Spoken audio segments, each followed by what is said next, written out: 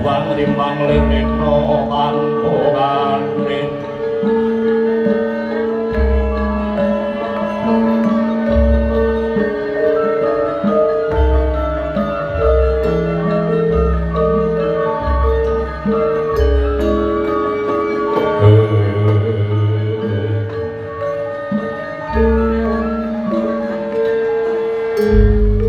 pepayunging kahyanan kamulyan makhluk gawe Gusti kang maha mirah mugi tansah kasarira ing ngarsa jiwangga sangya para tamu kakung miwah putri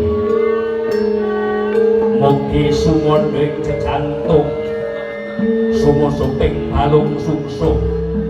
rumeseping kanang ludira mawahono bagya lan mulya lan basuki nuwun kula nuwun kawula nuwun wonten pangarsanipun para sesepuh aji sepuh ingkang hanggong mastukti dhateng pepoyaning pangrepuh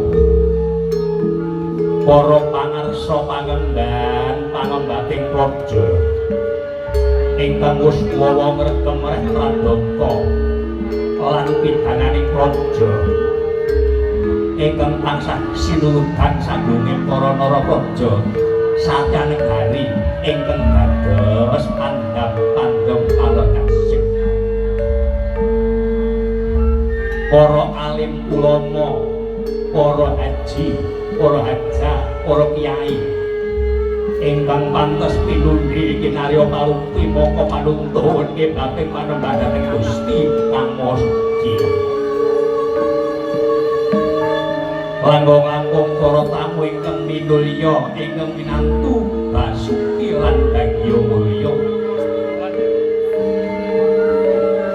para muda taruna ingkang kinarya pramladinipun parigyan ing nirna kanggaan ingkang kinurmatan lan kula hormati kepareng kula manadapa wonten ngarsanipun para tamu kakung miwah putri adidene miyang sepining swasana tilar tata krami lan suba sita kepareng kula tinimbalan Mas Budi dawuh saking panjenenganipun Bapak Mardi Raja Ibu Suharni kintenan jejeri mongko cangkepe ngopotara milotan kendhat ing krekat panrusiting mardaya purwa madya wasana kasembadan sejati kemonten ngaturaken tumituning pudyastawa ing ari wisudan jati gedhot manten putri saking sasana busana rama miwah ibu ning Bapak Mardi Ibu Suharni lumintuning pudyastawa gedhot manten jalu Mursita wara pasrah temanten sigra tinampi suka bingae mardaya Bapak Sunardi kendali rampit Bapak Sukimpin Bapak Suciyanto ingkang kinarya pujanganing panggih Bapak Nyartowijaya saking Jenawi lumintuning pudyastawa ingkang kanca pakaestu mapaing pada Suharma sapetawis pambagyarja manem Rama Sasana Budyalan Lambi pambagyarja dening Bapak Lurah Trinanto Santosa SPD para parakane lan pangasta Sekar Mayang Bapak Trinarto Bapak Slamet siraman Ibu Harni Ibu Lasmi lolos dhuwur Bapak Sutarto upa ngerti uga rampe Bapak Tarno